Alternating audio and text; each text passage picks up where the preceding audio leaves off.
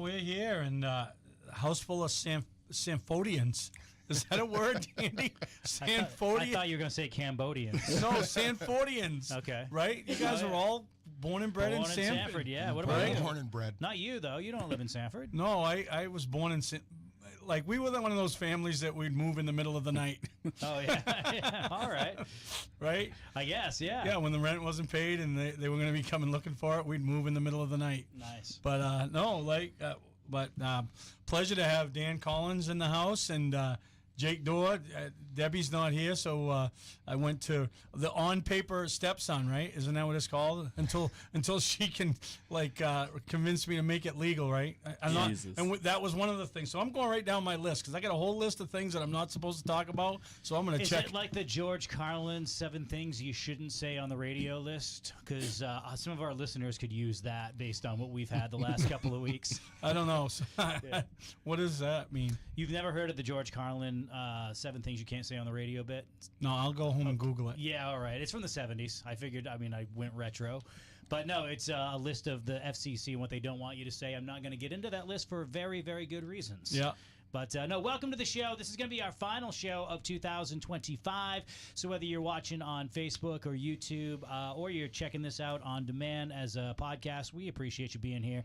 And big thank you to our season sponsors. We've had Rejuvenate Canico there in Parsonsfield. Also, we have Dow Excavating Inc. sponsoring the season of Mainly Motorsports. Again, final show of the year. And no Debbie Dorr tonight. Yeah. So I got to be good because, I could be going home and I got no. It's cold. You don't want to sleep outside. I know because I got no spare bedroom because Debbie's younger brother who travels the world and country and all that, he's back for a week and he's staying with us. And he's going to get the royal treatment. And I got to be on my best behavior for the next week. Mm-hmm. And probably 2 weeks because we got Christmas coming up. So her whole family comes over and Jake knows. And it's a big deal. This is her season. That's kind of why she's not here tonight because she's like Mariah Carey of Maine. I guess. But you don't get that reference either. No, I don't. This. Guys, help me out. I got the reference. Okay, I know. I figured most human beings would. Jake knows what Debbie is and all about Christmas. I've lived it for a long time. Yeah, when you have build a wrapping station for the season and all that, and multiple Christmas trees and all that, and literally she has to prep the house tonight for her brother coming in. You guys remember seeing the pictures at the go-kart banquet? We had the red carpet. Yeah. I think she's putting the red carpet out tonight for her brother Rich when he rolls into town. He's going to get the red carpet treatment when he comes tonight and gets to come into the house. I think it's great that you're going to wake up tomorrow and you won't be sore from the knees down. Oh, I know it. Because literally, I didn't realize that these type of shenanigans were going on during the show on this side of the table. When I get kicked. And what's going on? What happens? Well, when I say things that she doesn't think I should be saying, you know what I mean? When I talked about she kicks you. She kicks me. We have a zero tolerance policy. We have an HR head here in the studio with us tonight too. We can't have people kicking each other, fellow employees. The only way I'm going to kick you, Steve, is if you say if you don't say what I think you should. Or if I don't share, I got to put them up. Okay. Look, you gotta fit. Look. If I don't share, put them on camera. There we go. Caitlin Levitt made a batch of whoopie pies for us, so we'll put that. That's going to look like a fist fight if you don't. Yeah, fist fight in the middle. But she made a bunch of whoopie pies for us at a company party I got coming up. And then when she found out that we had some heavyweight attendees coming in here tonight, she made an extra batch because she knew I was going to break into the Christmas party one. So she's just women are smarter than men. You know that? Yes, they are. And why do they keep us around? I have no idea. I really don't. I get asked that on a daily basis from people about why Debbie keeps me around.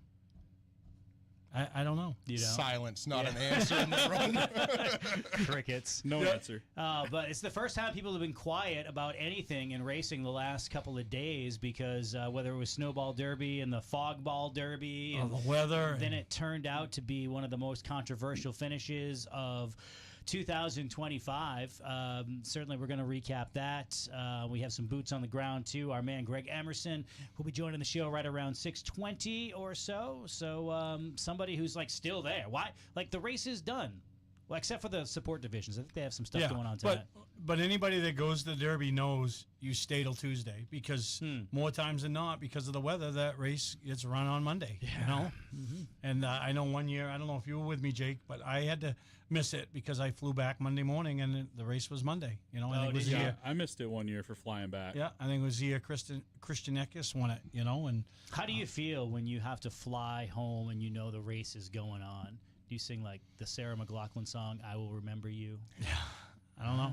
I mean, remember you. You don't know that song either. No. My goodness. Steve just missing all the references tonight. Yeah. Yeah. Well, anyway, crazy finish to that race. I mean, let's go around the table and everybody's seen it on social media and I've seen all the different takes that go along with it, whether it's Ty Majeski, whether it was the officials. I think we have a couple of really high level spotters in our audience here tonight. Not audience, but in the studio. Dan, let's default to you first. What's your take on it? I think it's just you need to know when and when not to make a crazy decision. You know, if the outside car had jumped, they clearly had shown that they were willing to bring the restart back after the one before. So why let the outside guy get into your head? Clearly, there's a little bit of problem with the rule if they're talking about making changes for next year where they do allow you to roll some speed before the box, which is a little strange. You know, anytime that the official says we're going to stick with this rule, but we're going to change it for next year, that's a bit of a way to say that we're slightly guilty. But just a wild decision to throw away a race like that when you're the fastest man times a lot. Yeah. And just let it happen for absolutely no reason. Because it was preventable. Preventable, right. fully. It's not like he's a rookie. He's obviously been there and done that, and one of the top drivers in that racing discipline in America the last decade. Yeah. And just so as someone who's not a competitor and not a spotter, so I'm not in the moment, I try to look at it sympathetically and say, all right, what would I do in that place? Because my nerves would be completely pegged. I don't care how many races I've won. It's still the moment. It's still the snowball. It's there, Oxford 250. And is it a lapse in judgment? Like, put yourself in Ty's shoes. Do you really think that he got caught up in the moment, or did he just try to get away with something? I think he tried to get away with something, honestly. I think he just thought that he would be So he able knew what to, he was doing. Yeah, you're always playing the game as tight as you can, whether it's going to be the end of the box, the beginning of the box, or just trying to change it up. And I think he just thought, he's worried the guy on the outside is going to get the run, which makes no sense because Majeski was fastest and then some. I think it's just we're trying to play the games at all times. I mean, we're constantly playing games with these things and restarts and lineups and all this different stuff. And I think the game beat him, and it didn't have to, and he beat himself because of it. You beat yourself. Oh, wow.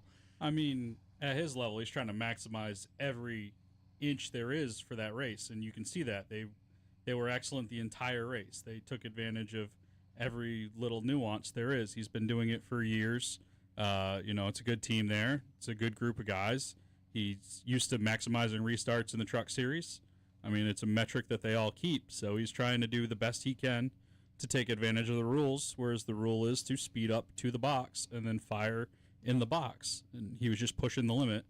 It looked like one of those old Beach Ridge Pro Stock starts where, like, they start in turn 2 and, just back it down, but they don't back it down. Like, you guys, Jake, you were in that series. I was. Dude, you were going like 70 by the time turn 3 come around. Yeah, you want to get your shift done before you had to start turning the wheel. I know. Oh, my God. When did you guys start going back in the day at Beach Ridge? Like, when would you start going on a restart? The average restart. I mean, for me, I was mostly behind somebody, so whenever the guy in front of me went. Yeah. But that was like turn 3 at least. Oh yeah. Yeah, you were rolling by pit wall. I mean, if you were mid to back of the field, 3/4 of the way down the backstretch, you're starting to pick it up because the leader's already into the corner. My God. Yeah, Steve? and I think the thing that everybody is just amazed by is the fact that he didn't need to do it to try to win that race. He had the field absolutely covered. Yeah. That's why I just brought up the devil's advocate of, was it just a momentary lapse of judgment? I mean, it was definitely a lapse from somebody. Dude, I make so many mistakes. You would think that after 35 years or whatever of doing this job, I make mistakes every day that I shouldn't make. and it's pretty obvious at times. But I know inherently what I'm doing, yet sometimes I just, brain fade and I forget. So, I'm only using myself as an example, but a lot of us have been in our vocations for a long time. Think of like you at your job, you know it inside and out, and sometimes you just forget. You're daydreaming. Well, but the funny part is he has somebody in his ear. We got two guys here Yeah. that have that to remind him. He got the mulligan the first time, and he admitted that the first time I did. So the second time he knew you can't. You know what I mean? You can't. Oh, they had warned him. Yeah, because the first time they called it back. You know what I mean? Yeah. Okay. Yep. So he knew that there was no second chance, or you would thought he would have thought.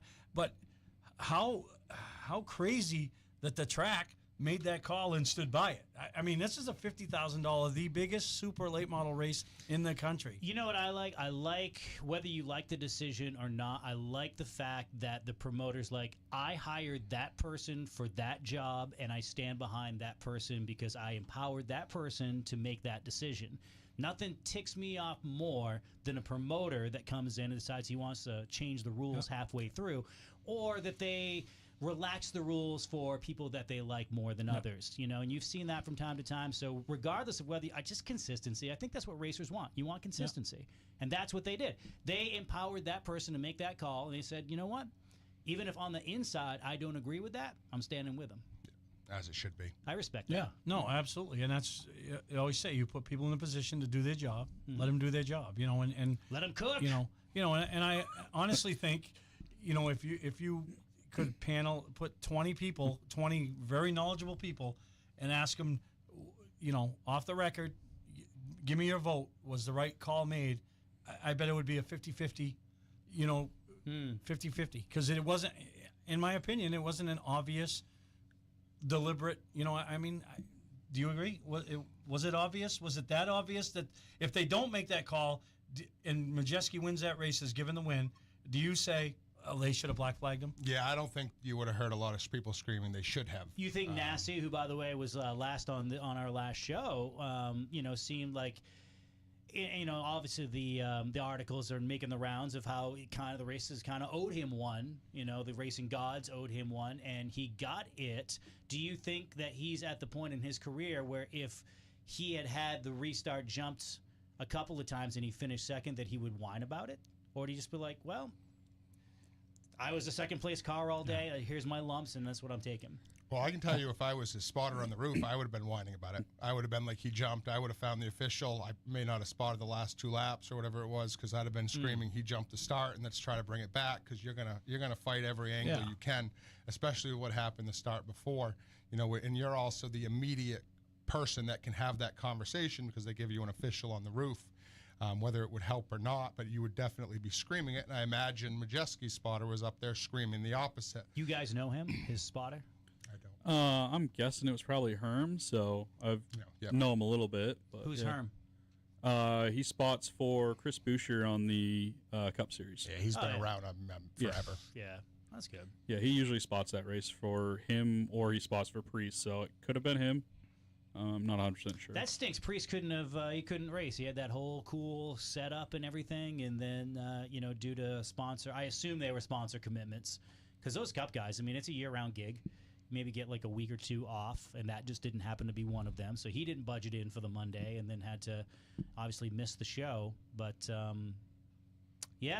just an interesting race weekend. Yeah, it was just a crazy weekend for everybody involved. I was texting Dan. I said, "Can you imagine being down there and dealing with all this?" I'd have got home. Yeah.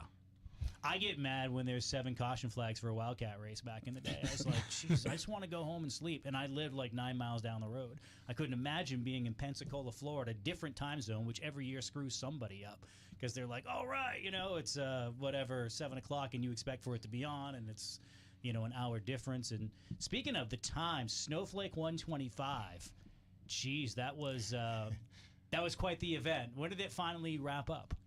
3:30, they got over, and I think Tech was over at 4:30. And that's 3:30 Pensacola time, so it's 4:30 our time. Oh, yeah, it was. Yeah. Because I woke up for the last 10 laps. Oh, I stayed up the whole time through. Really? Through all the time trials, the last chance races, all the way through the flake. Wow. Some of our guys, northern guys, shine pretty did well. very well. I mean, that's top shelf talent. The whole country is there, and everybody's watching. So we had some really good, I think, stories to talk about, and some of former guests on this show held their own, during the Snowball Derby this year. Yeah, you know what I mean, and that's the cream of the crop. Everybody that has a pro late model or a super late model wants to be there. I mean, obviously, you got to have some deep pockets or somebody that's willing to spend some money to get you down there. But everybody wants to be there. It's on TV. There's no other racing going on, so anybody that's a race fan's watching that event.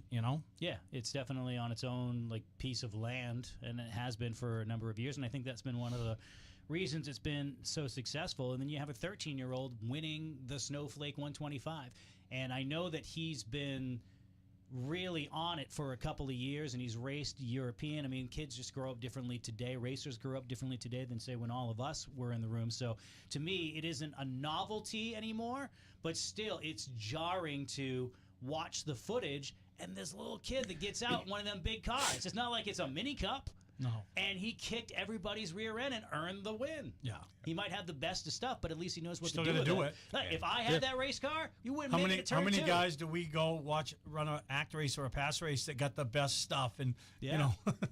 And there's no junk in that field. I mean, that field is 80% the best stuff. Mm-hmm.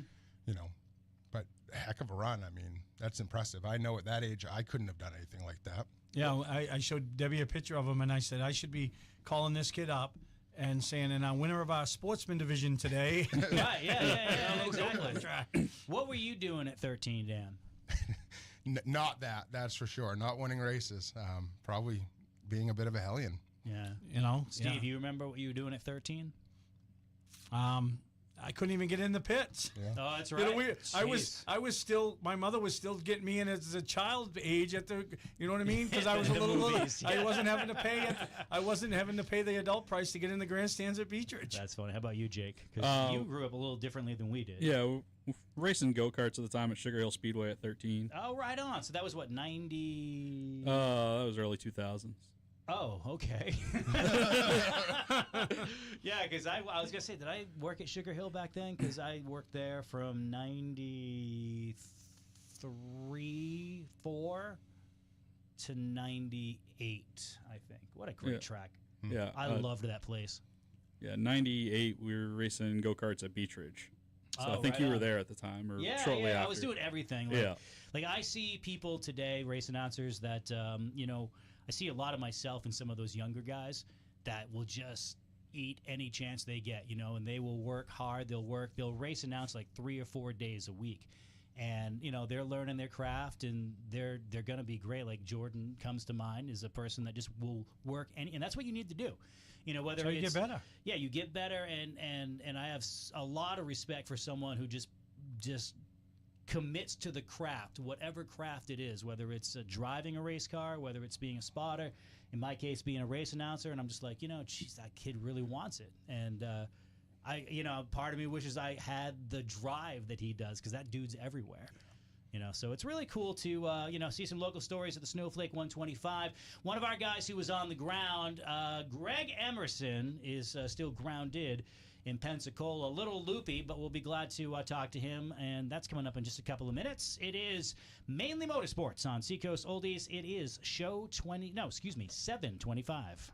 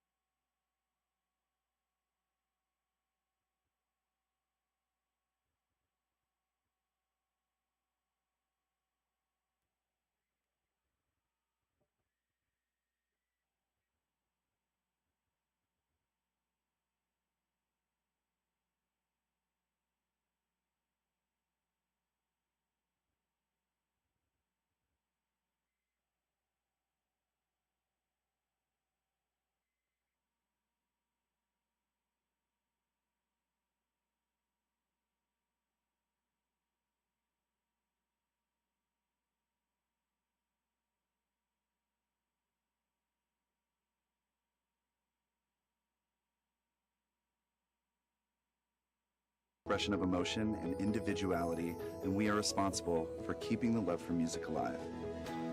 This message is courtesy of the United States Air Force. And now, back to Mainly Motorsports.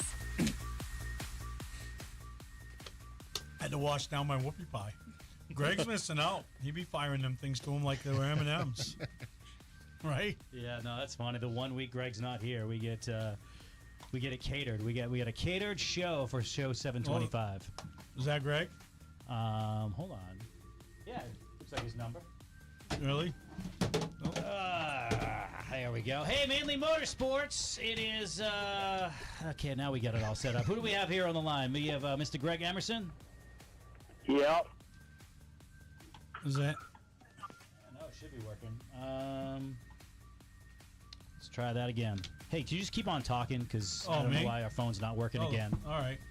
Well, the biggest news out of the weekend, before the weekend started, and not good news, was our friend Wesley Weeder with some medical conditions. Huh? I mean, that luckily he had some friends with him when it happened, and so they could rush him to the hospital, and hopefully he's going to be all right. But long road to recovery for Wes, who's he's like one of us three.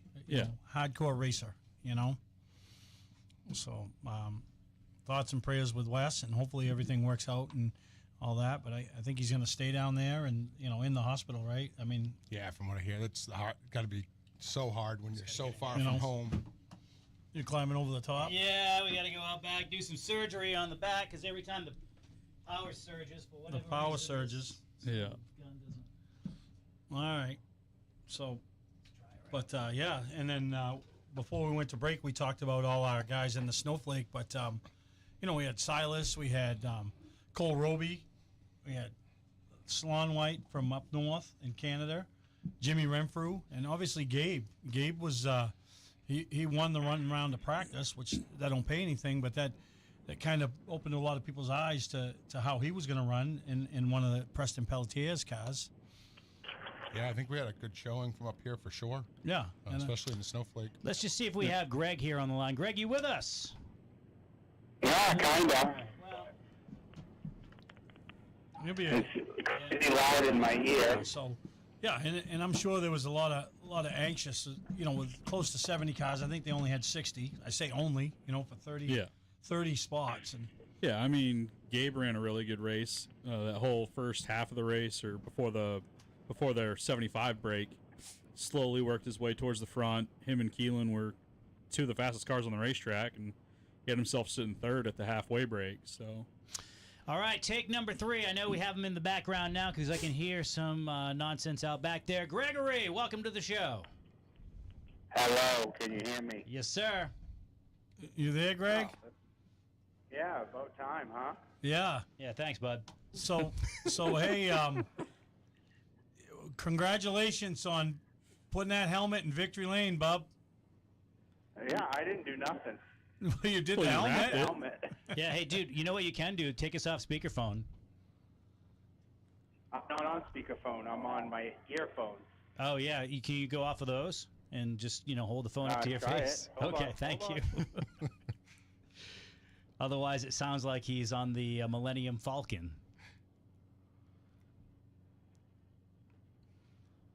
Anyway, while Grego does all that stuff, yeah, no, it's cool to have a good local connection to win the Snowball Derby, and I can hear him. Hey, he's gonna try again. All right, Mainly Motorsports. Hello, without headphones or earbuds or whatever the heck you got going on there. My phone is atrocious. Yeah, oh, it's definitely atrocious. yeah. Well, anyway, this is what we got, man. Tell us a little bit about your weekend and what's going on with you today. Like, where are you? What are you still doing there? 38.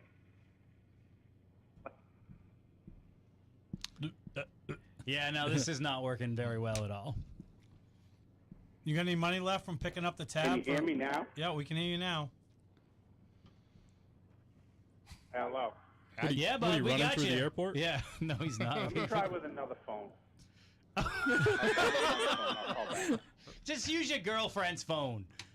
And she won the 50-50 down there. No kidding. Yep. How much did they win? I don't know. I forgot to ask him. All right, Greg, we'll talk to you when you can call back. At least our phones are working now. Yeah, every time the power shorts out in this room, and I never know when it is because everything else works just fine, the phone hybrid, which is from 1993, decides it's going to, shout out to 1993, decides it's going to just, not work too well. So it takes us a while to readjust from that. And thank you for continuing to support the program as, it's fun to listen to. If this was all taped and just, slick, Hey, it'd be no fun. Speaking of the program, you want to hear something funny? I do. One of our sponsors. Oh, No, just keep on going. I'll hold that thought. No, we got to get Greg. Well, we don't know. So. All right, let's try Greg here. What's up, Mainly Motorsports? Is this better? Marginally. You're here. It's like you're a 3 now. Where I'm are not- you? I'm not on. I'm in the airport, not on speakerphone. Yeah, no, I get it. So, No, hey, how not much on money the did bus. Vic win in the 50-50? $1,430 something. Nice. It's a nice score. Yeah. So, Their name will be in the comp. long weekend down there, huh? Yeah, well, I was there from last Saturday, so I was there for a week and 4 days. So Yeah. we got a good testing on Sunday, and then the rest of the week went to crap. We did get like one other test in on like Thursday, I think, before we got all the rain. So Yeah, so let's talk about your run with Cole Roby, yeah, it was a learning experience. He definitely got better throughout the race, but he definitely made some mistakes, and these are things that you can only learn by doing, Yeah. But qualifying and being in that race was somewhat like a win, when you're up against 60 cars and, Yeah. We qualified 29th. So we qualified on time, which that was the first goal. That's probably the biggest goal of the weekend. Yeah. Yeah, so, I mean, you were, not officially part of the NASI team, but, being involved with the helmet and everything, I know that's a big deal here. So how exciting for you with that deal and being able to go down there and see him after and pose for the picture with holding the trophy and your helmet. And, that's something that's, not on your bucket list because you don't have those things on your bucket list, but that's a pretty big deal to you, Yeah, well, when I knew that Ty had jumped the second one and they flagged him, and I knew how it was going to go, I told everybody, I'm like, I'm going to Tech, and I'll be there a while, so if you want Vic, ride back with them. She set up in the car and waited for me. So I went to Tech, and I just hung around. I didn't want to Just go in and hanging try to get a around. picture. Yeah. I didn't want to go in and try to get a picture until it was official. You know how, it's not Ricky Brooks like before, but it's still hard, Oh, yeah, they're walking. it's still thorough. Yeah, they got the doors off the cars, and they got the rear spools out of them. The whole exhaust was off of them. They were torn apart, So I waited until, you've been there before, so when it clears, they basically go into the little building, grab the trophy, and come out and actually hand it to him and blow the whistle and, all that stuff. So I was standing right there when that happened. And so then it was like, even though I wasn't truly a part of it, it was like I was still on edge a little bit, you know what I mean? No, absolutely. Waiting for it to clear.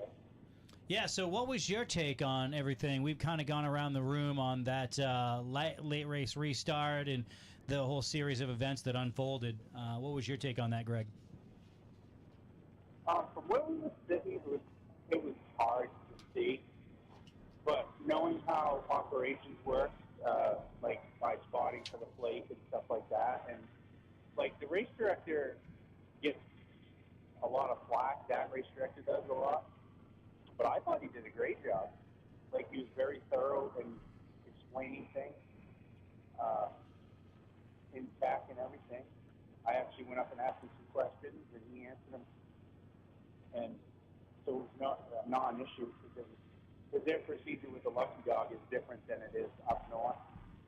So I asked him technicalities about that. He explained it to me, how they do it, blah, blah, blah. I mean, very pleasant, the whole nine. So, like, when they announced it and they started black flag and tie, I knew that's non-returnable, you know?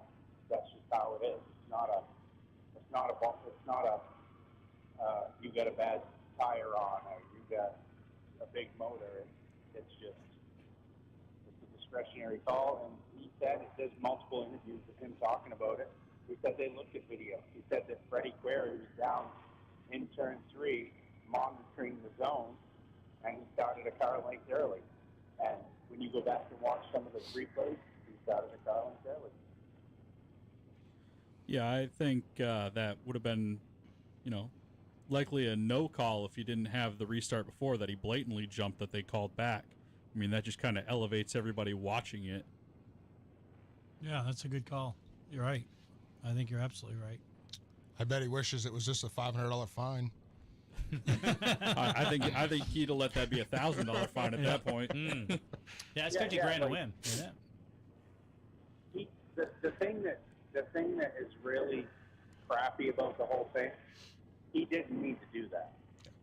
No, and I think that's what brings the attention to it. If he'd have waited until that nose crossed the first line in that box and taken off, because all day I thought he'd been taken off late in the box, and I think he was just trying to change it up because he had Nasty outside of him. Nasty got in his head. He messed up. Yeah, and in one of his interviews, you've heard him talk about it, and even Cushman made a post on it. When he got wrecked in 2019, leading and on the restart, he didn't go quick enough and gap himself and got destroyed.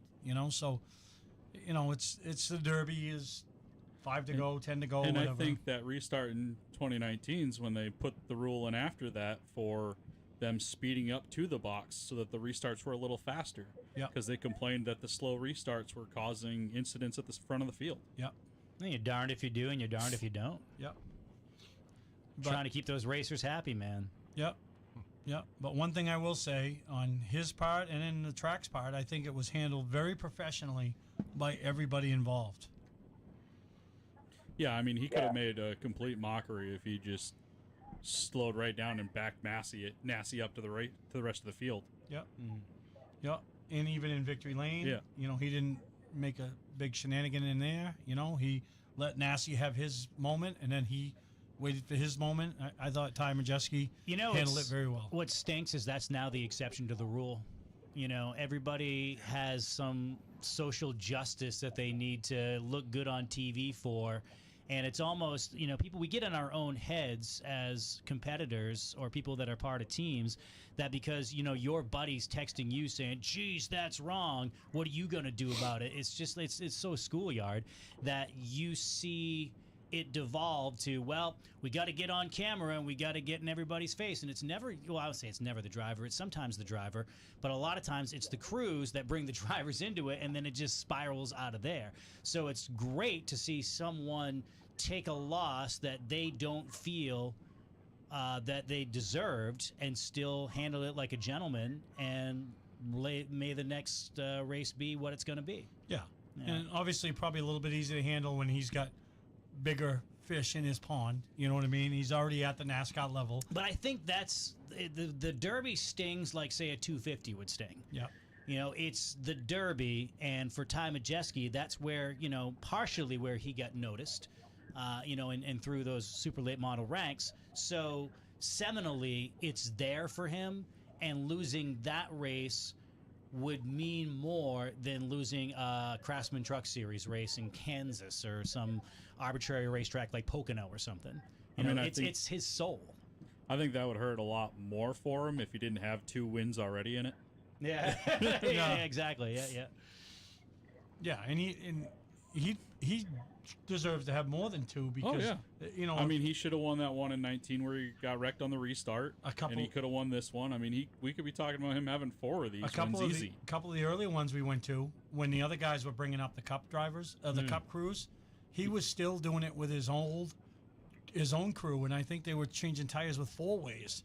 I mean, they literally weren't. But Yeah. Right. He'd come in the lead. You come in lead and come out of the pits 15th every time. And you know what I mean, with the best car, and it's just because, you know, he was going to war with the guys that he brought, you know, versus the other guys were bringing in the Cup guys, and you know, so like I said, if you weren't a Majeski fan, you at least got to respect the way he handled what was done. Whether you agreed with it or didn't agree with it, you got to respect the way it was handled by him and Toby and the entire 91 team. Yeah. Eight guys out of 10 would have turned that into an absolute clown show at the end. Yep. Yeah, for sure. Yeah. Barry, Yeah. you want to know how distraught I was? Sure. I had Majeski and Katie Buxton's pool in the stands. Yeah, but you didn't care, did you? $20 a person. Really? But you just, but you wouldn't have got your picture taken. I know. So either way, I was going to win. Yeah, but what's more important? Your picture with that picture's a lifetime. That money you would have Yeah, you already won blown that on last scratch night. tickets. Right? Yeah. Polar That was Pops. it. Yeah. I didn't care either way. Now, did you go down to the Ruby Tuesdays and pick up the tab for Mr. Nasty and all his buddies? No. Yeah, you weren't Did we- going nowhere near that We place. talked about this on the show, didn't Yeah, we? I told Nasty last week that you'd be there to pick the tab up. Guaranteed you didn't go nowhere near that Listen, place. I went to tickets on Tuesday night as the driver, and he still forced me to have 2 jobs. But I didn't go down there because, you know, obviously I'm with a group of other people, and we had plans for the evening, and they were going to be at the track another 2 hours doing stuff like interviews and pictures that all come along with after the fact that it's cleared text. You know what I mean? Yeah, that's a long process. It's a tech process there. But at least you know when you roll out of there, there's no stone unturned, you know? And if you're Greg, you have about 15 helmets to do when you get home now, I'm sure. Everybody wants to be a Oh my God, I've been inundated. You mean I inundated? got 2 that I got to get done before Christmas, and then after that, it's a game on. Yeah. You going to shut your phone off for a little while? Good, because you need a new phone. Yeah. You ought to just throw that one away. Yeah, you sound like you're underwater. Go catch your flight, Greg. He's in the belly of the plane. Oh, this is a mess. No, I it's can't good. even barely hear you guys. That's all right. No, that's all right. Go It's catch your same flight. here. Yeah. Listen, Caitlin Levitt sent some whoopie pies. You want me to save you one? What's that? Caitlin Levitt sent some whoopie pies tonight. No, go ahead. Go ahead. Yeah, we had catering tonight for We had- the season finale Yeah, of Mainly season Motorsports. finale. Yeah. Well, Greg Emerson, dude, we congratulate you on your success in being connected with Stephen Nassi for winning the 58th Snowball Derby, and thanks for your contributions to the show this summer. It really, couldn't have been what it was without you. You have a great personality, and you really added a lot to what we do here for Mainly Motorsports on Seacoast Oldies. So thank you, Greg, for offering up all your time this summer. Perfect. You're welcome. Maybe we can do it again. All right, we'll see you, bud. All right, Greg Emerson, the winning helmet guy from the Snowball Derby. Whatever, that's something. Yeah. Oh yeah, I knew that was the first thing I thought of when that happened. I'm like, oh, he's gonna be. I kept looking for him to be down in Victory Lane. Right. Yeah, he's no Buzzy. He wouldn't have been able to blend in either. Yeah. That's some damn good marketing. Yeah, no, absolutely. No, Yeah, good for him, man. no, that's he loved that. So it was a good deal, and like I said, that'll be forgotten, And the one thing that I kept, and I was really impressed with, you never heard him, Majeski, say, in which you'll hear drivers say all the time, "I'll never be back. I'll never be back." Yeah. Never heard him say, he'll come back next year with a vengeance, and Lap the field. He just, he'll do what he did last year and just hope there isn't a late race caution. Essentially, that's, what it is. Mainly Motorsports here. We got about 20 minutes left in this particular show. Steve, our next big, and one of the reasons why we're going to be off for, the next little bit is not only for the holidays, but also for your big show. You have a lot of things to plan. How are the plans for the Northeast Motorsports Expo coming? it's coming pretty good. We've been doing it. Geez, I think this is like my 13th, 14th, 16th. I don't even know. I lost count, but it's, Yeah. you know, 2010's when you started, if I Was it? remember right. Yeah. so yeah, it's been a while, and I don't know. How do I remember that? yeah, Yeah. yeah. So it's no, it's coming good. You know, we got some new people coming. You know, pretty excited about that. You know, some of the old ones that have been coming for years. You know, Dude, we doing the spelling bee? with Tommy Tompkins and Yeah. a bunch of fifth graders. yeah, yeah. Jeez, yeah. It's a hell of a good spelling bee. Oh yeah, We yeah. could bring them right in there, Yeah, too. yeah, Yeah. little Tommy. Yeah, yeah. We know who's going to be bringing up the tail. Now, you have any special things? I know you've done the pit crew thing before, and you've done the hell of a good, 25. Anything on the horizon? Well, I just got word today that they just announced for the last few years, Maine Vintage has done like the Vintage Roundtable, and last year I got to be a part of the panel. I call it a panel, a two people team of asking the questions. It was me and Pete Silver, and it was Jeff Taylor, Mike Rowe, and Johnny Clark. So they do a little thing in there. Well, this year it isn't so much vintage. They've put together, and they've got Joey Dwyron, Garrett Hall, and Ben Rowe. So we put them in in a room, and it's open to the public, and they ask them questions, and they film it, and then they put it up on their website and everything, and they put it on a local channel up there somewhere up in the it's like middle, the public access public thing. access or something. So that'll be pretty interesting. I mean, a lot of history there with Ben Rowe. Some 250 wins. Garrett Hall and Joey Dwyron. A couple of the top names on the pro. What would you All-Star. ask Joey Dwyron? If you I had was just going to say, one? can the you ask fans ask anything? questions? Yeah. Can I show up and ask a few very pointed questions Yeah. So so that's all. without doing too much harm? Yeah. So that's pretty good. So that'll be there. This will be the fifth and final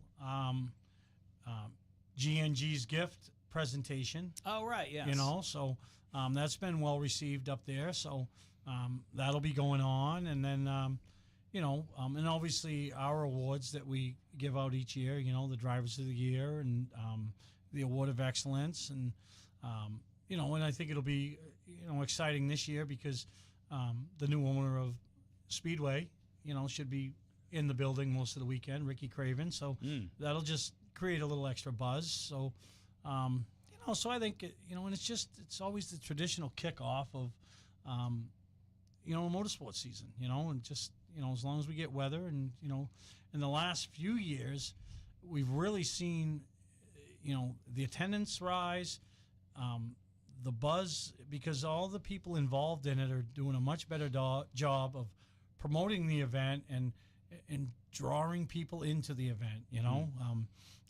I mean, perfect. How's it work for you? I mean, you're there as a vendor, as a promoting your business. Yeah, I mean, it's you an keep amazing, coming. You know what I amazing mean? start to the year for me because it allows me to just meet with a lot of people and start to plan my work and projects for the year. And it's a good, quick, easy way to see them where it's not at the track where I'm also spotting or cars are loud or there's just a lot going on. And it's a great chance for that. And it's also a great chance for people like me that love racing to just take your winter and have a couple of days to just hang out with our people and just talk about racing and what's coming up and really get hyped up for the season. And Yeah, so and I enjoy it. It's funny, is it seems like it takes forever to get here, and then it's gone. We'll get through Friday night, and then Saturday it's over, and then we're coming in Sunday morning and getting ready to pack up and leave. So Yeah, wow. So no, it's good, and obviously EJP. They always got a beautiful display, and they're always a part of it, and then the sign painters, and it's got to be. I always people say, "How's your show? How's the show?" And I'm like, "It don't matter what I think. It matters what you think." The people that are paying money to either come into the show or paying money to display at the show, but I think it's good.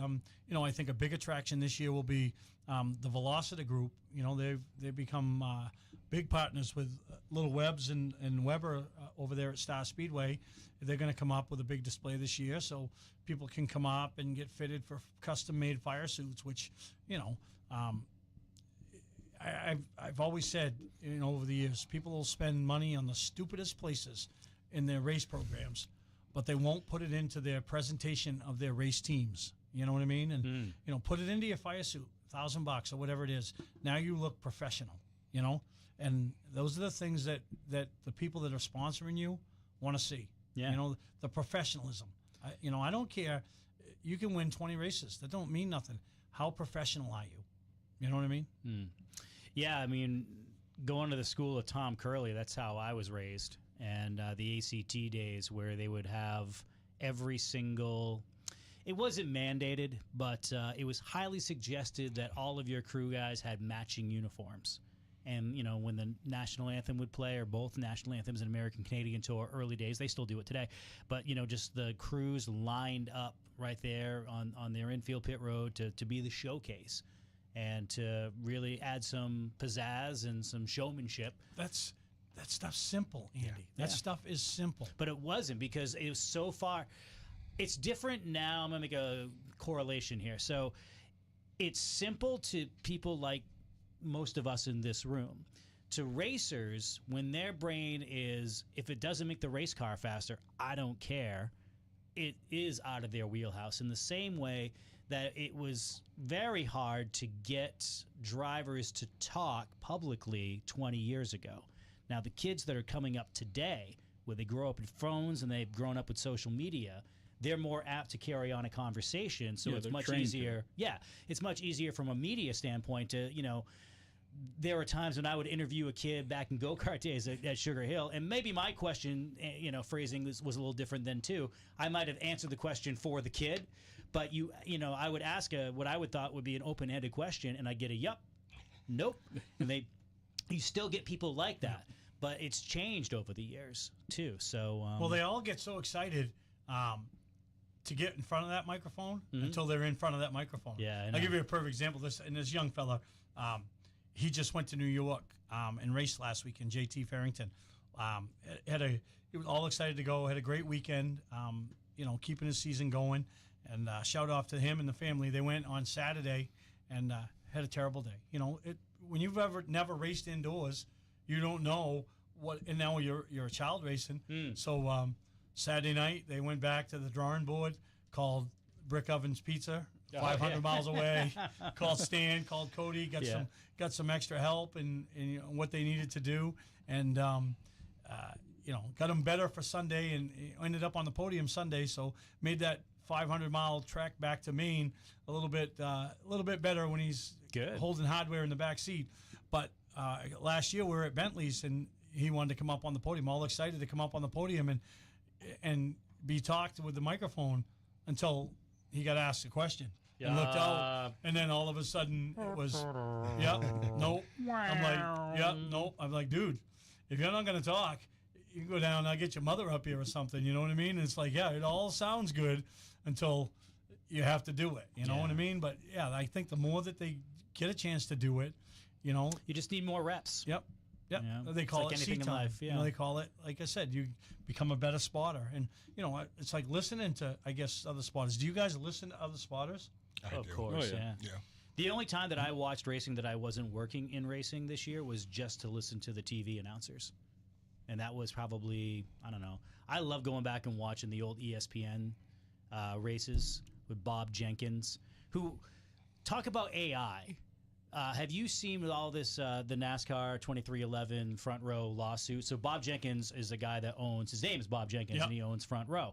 Well, Bob Jenkins is also the name of a famous ESPN, rest in peace, probably one of the best race car announcers on TV ever. And he passed away a number of years ago. So what AI does is they hear the name Bob Jenkins and however they do it. And whenever you see a Front Row Motorsports story, it's the dead Bob Jenkins right there, his mug right on. I'm like, he doesn't own the team. Like, it's the wrong Bob Jenkins.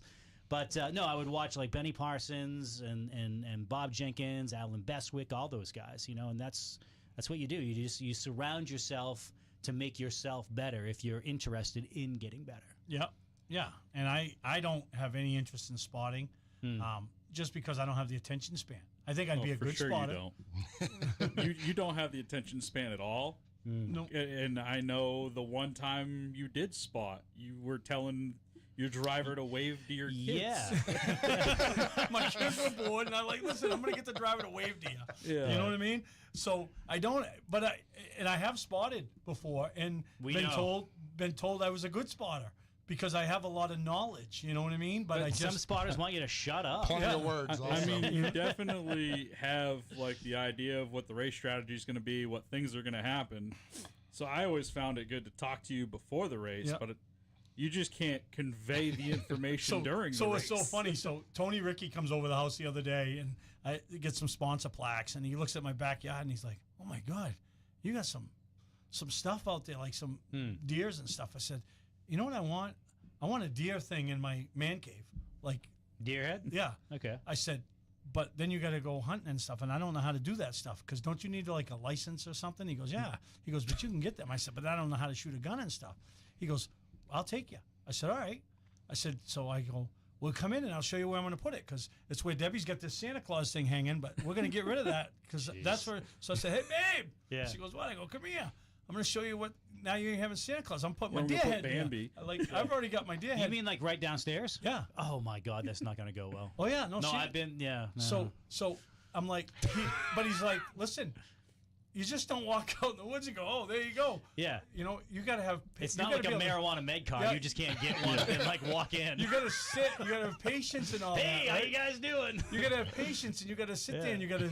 You Get gotta, myself some stress. Yeah, you gotta sit. You might have to sit all day. Right. You're just not. Yeah, But then no. I was looking at research the other night on. You can go to these places and I compare No. them to like when you take Brooks and Emmy to the little farm and we put the quarter in and they get the No, little don't feed. do you that. feed them out of the Yeah. hand, and then So you then just- you could go to those places out west and you pay like $6,000-$7,000 Yeah, and you that's- feed them and shoot them at the same That's time. highly unethical. But still, all I want is the thing hanging on the wall. I don't need Go to to Cabela's. No. Okay. So I would like to come record you and Tony hunting. Yes. yeah. So no. So Dan said a couple. Remember? I would be watching So that. remember, Dan, you've been to a couple of my shenanigans when I've got alcohol involved and I turn it loose, right? Dan wants to write a book about me, Yeah. right? Yes. Now we can do that with AI, right? Yep. Yep. Why don't we write a book? Except for the picture, it would be Steve Perry from Journey instead of Steve Perry that we know. We could use So the- Right. we could write a book, right? Yep. And whatever we talk about will go in the book. Whew. No, it has to. Yeah. We want this book, right? No, we This can't isn't the leave radio anything show out. that we can't. Like there's certain things, like the 7 things we like. We can talk about Well, anything. don't pretend you know what those are. No, I know now because, like, we could talk He about. looked it up during the commercial break. No, we can write anything, right? I think we need to look at the statute of limitations on some of it first. Well, no, it's over. Like we can talk about. Like this won't mean something to I some think of you you guys. can only Steve, get to do like you- do you care how 2015 many- at this point. Yeah. How many times do you care about being sued? How can I get sued? Because you can't put things in books without clearing with proper parties. Like who? I don't know what's in your book, okay? Like I know if 30%. I'm and he just saying that they might sue you. Who's gonna sue me? the other If it's- people is- mentioned. I don't want If it's to. the former truth, owners of you the can't restaurant. sue. If it's the truth, It could be slander. it's not slander. If it's the truth, like I'm gonna say. But you have to argue that I'm in gonna court. say a word, and some people in this room might know, but others might not. I'm just gonna say a word, Frank. Right? Okay. So The radio station? no. So No, and you don't want to know the rest of right, it. No, I don't. I really don't. right. Well, then when we talk about No, I don't want this station being tied in with anything that could potentially be a lawsuit. no. So that's gonna be our project this winter. We're gonna write a I'm book. available. We're gonna write a book, and then this is. Can we gonna- have dramatic readings? You know, like when they have romance novels that are released, they usually have, you know, like a famous personality read it in a dramatic, romantic sense. Oh, you can. This romance. Probably use AI to have it read. Yeah, the book By on Bob tape, will Jenkins. that be read by Brick, or who's going to read the book on tape part? Tommy Tompkins. Well, Brick wouldn't be able to read it. Chapter. Own. No, this thing is One. gonna be epic. I know. Like this. Yeah, stuff, this would be the Dirt, the Motley Crue. It'd be like Main Racing's version of the Dirt by Motley Crue, except your book would be real. But we have to the thing in this book that I have to put in there is this all happened pre-Debbie. Where'd you go, Andy? I had to go tie my shoe. He was getting ready to kick I was you. hoping there was a trap door down there, so I could just leave this conversation. This is all pre-Debbie. I know. Yeah, that doesn't make it any better. No, it really doesn't. Why? Because Yeah, I it know the was. parties No, it has to pre-Debbie, be. and 'Cause I if- like those people. Yeah, I know. Did you ever hear about the time? I'm going to end this season on this part. Okay. When Andy and his previous relationship broke up, and I had to bring. You've been waiting to tell this story. I had to bring cut his it out of the belongings to him. podcast. I had to bring his belongings to him. A half a bottle of Mountain Dew and 2 Reese's peanut butter cups. Met him on Congress Street. But I don't even remember purchasing those things. Yeah, Like they that's were what he just got they were just out in the of the cupboard. relationship. Yeah, I get. I met him on Congress Street. Here you go. That's what he got out of the relationship. Sounds like he took the important stuff. He got Yeah. more than I got. Yeah, no, I mean, I didn't have much over there, and I guess I had a half a bottle of Mountain Dew still sitting in the fridge and Yep. some Reese's cups in the I got cupboard 'em. somewhere. Me and Louie took my stuff, threw it in the dumpster, and I was gone. At any rate, we're going to be back here. We get about a couple more minutes left in the show. Maybe some predictions for 2026, and it's after these. Hey, Joe, I thought you were retired. Living on a fixed income is tough. So here I am, an essential worker. I know. I mean, food prices are going up every day. Thank goodness for benefitscheckup.org. Benefits what? Benefitscheckup.org. It's a free website where people over 60 can find help to pay for food, medicine, even utilities. I got $1,200 a year in benefits. Maybe it can help you. Hi, I'm Ryan Blaney, driver of the Discount Tire number 12 Ford Mustang. Wonder what gets me through to the checker flag? A quick pit stop to check my tires and wheels. No matter where you're driving, properly maintained tires can make all the difference in tough weather conditions and when it comes to needing safe stopping power. Book a safety check online to get your tires inspected at a local tire retailer or do a quick tread depth check at home. A message from the U.S. Tire Manufacturers Association. WWSF, Sanford. Seacoast Oldies. On 104.3 FM. And we didn't know what to expect. We were just left in a hotel. My mom was doing drugs in the house. Tay and Brianna spent years of their childhood in homes that weren't safe. They were placed in foster care and longed for a permanent, loving home. I didn't know what my future was. I wouldn't speak to anyone. I was afraid of everything. With help from the Dave Thomas Foundation for Adoption, Brianna and Tay were adopted and now feel excited about their futures. I'm studying to be a chef, and I really want to travel the world. I'm going to be a mechanic, and I can focus on my career.